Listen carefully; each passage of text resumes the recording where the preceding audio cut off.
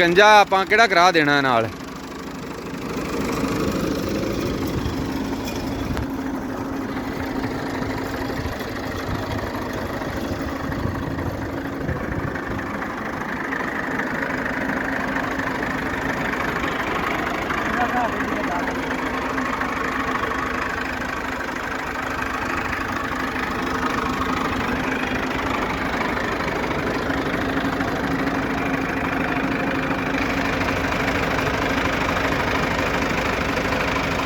भाईजान front blade पर ना जिहड़ा इहदी असैंबली वगैरह शिकंजा ये नाल नहीं हैगा गड्डी दे, बाकी जिहड़ी समान हैगा वा वो नाल ही है इंशाअल्लाह।